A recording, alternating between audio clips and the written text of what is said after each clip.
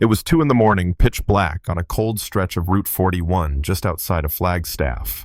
I was dead tired, had just pulled a double shift at the warehouse, and all I could think about was getting home to my daughter Lily. But then, something darted across the edge of my headlights, real small. At first, I thought it was just a stray dog, or maybe a plastic bag caught in the wind. But it moved like a person, wobbly, slow, like they were barely hanging on. I eased off the gas, squinted through the windshield, and then my stomach just dropped.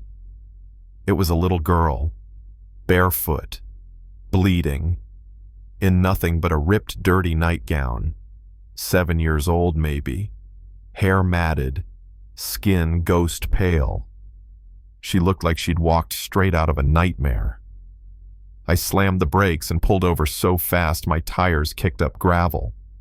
I didn't even think, just grabbed the old emergency blanket I kept for Lily and ran toward her. "Hey, sweetheart." "Hey, you okay?" I called out, trying not to scare her. She didn't answer at first, just stared with these hollow eyes like she wasn't even fully there. Then real quiet, she whispered, "I'm looking for my mommy." And man, those 5 words tore something wide open in me. I got down on one knee, offered the blanket. "My name's Nate. I've got a little girl too. You're safe now, okay?" She stepped forward. "My name's Ellie." She let me wrap her up, and her whole body was trembling. Her feet were a mess, cut up from the road, blue from the cold. She was freezing. Hypothermic, probably.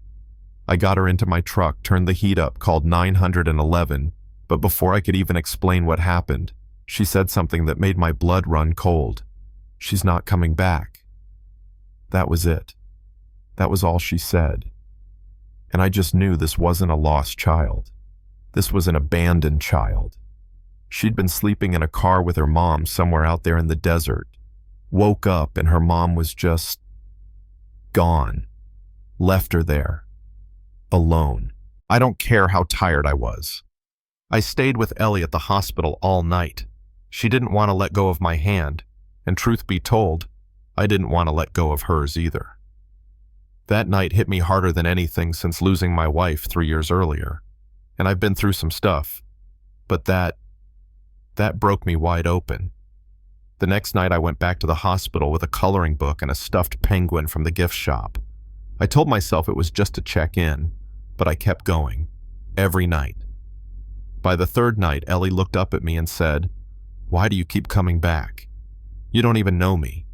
I just told her the truth. Sometimes you don't need to know someone to know they shouldn't be alone. Then came the night I brought Lily to meet her. I'd told Lily we were visiting a little girl who didn't have a family right now, and you know what she did?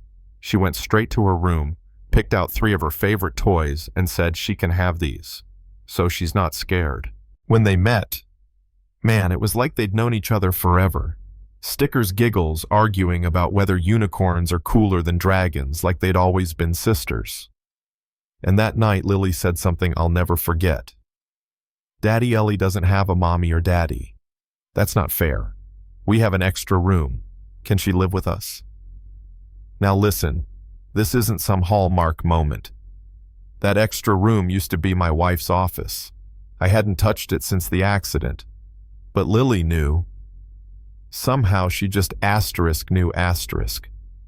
That same night I called the social worker, Miss Teresa. I said, "What happens to Ellie now?" She told me foster care, maybe family in another state. I said, "What if I wanted to help? What if I wanted to foster her silence?" Then she said, "Mr. Reese, you're a single dad. This won't be easy." I told her easy's never raised a child. 6 weeks later, Ellie moved in. I painted her room lavender, put stars on the ceiling like Lily has. First night she woke up screaming, thought she was back in the car, thought her mom was coming back for her. I sat on the floor, same way I used to when Lily had night terrors after her mom died. And I told her, "You didn't do anything wrong, Ellie." She left, but that has nothing to do with who you are. You're good. You're brave. You're loved. Some nights she'd still ask, "Am I really staying? Or will someone take me away again? And I'd say, you're home. As long as you want it to be, you're home. 3 months in, she called me Dad for the first time. We were at parent-teacher conference and her teacher complimented her empathy. Ellie just beamed and said, "That's my dad. He taught me that." I had to step out in the hallway. Couldn't hold it in. Then came adoption day. We walked into that courthouse, me, Lily, and Ellie all dressed up. Judge was this kind older woman with silver hair and warm eyes. She asked Ellie, "Do you understand what's happening today?" Ellie nodded. "Mr. Nate wants to be my forever daddy, and Lily wants to be my forever sister." When the judge hit that gavel and said, "Ellie Reese, daughter of Nathan Reese, man," that was it. I lost it. Ellie hugged me so tight I could barely breathe. Then she leaned in and whispered in my ear, "Thank you for saving me, Daddy. Now I can save other kids when I grow up, like you saved me." I've never cried harder in my life. That night at the little adoption party, she got up on a chair, juice box in hand, and made a speech in front of everyone. "Daddy thinks he saved me, but really, he saved all of us. Lily needed a sister. Daddy needed someone to make pancakes with, and I needed a place where I could feel safe." And then she said, "Families don't happen by accident. They happen because people choose to love each other." She's right. It wasn't blood. It wasn't luck. It was a choice. Mine, hers, Lily's.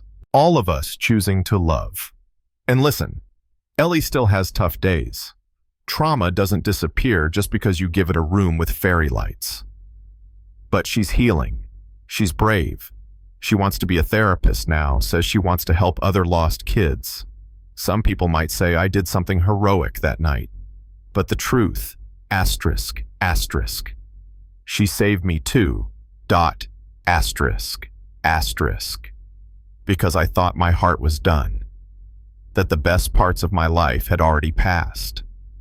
But there I was, standing in a courtroom, holding hands with 2 little girls who called me Dad. And suddenly the future looked wide open again. Now I want to ask you something. Have you ever seen someone the world gave up on, but they still found a way to shine? Have you ever been that person? Drop it in the comments.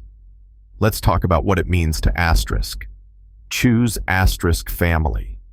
To choose love, even when it's messy, even when it hurts.